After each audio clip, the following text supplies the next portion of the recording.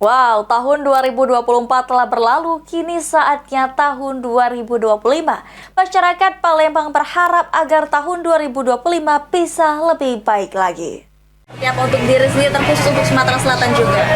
Kalau untuk diri sendiri, saya berharapnya saya akan menjadi pribadi yang lebih baik, menjadi generasi yang bisa menjadi Indonesia itu sebagai emas, atau yang seperti Indonesia 2025 jadi Indonesia generasi emas. Kemudian saya juga berharap bahwa diri saya bisa membangun asal daerah saya tentunya, dan harapan saya untuk Sumatera Selatan khususnya Palembang agar menjadi kota yang lebih maju lagi, kemudian lebih peduli terhadap anak-anak khususnya seperti kami dari kabupaten-kabupaten yang jauh dari ibu kota.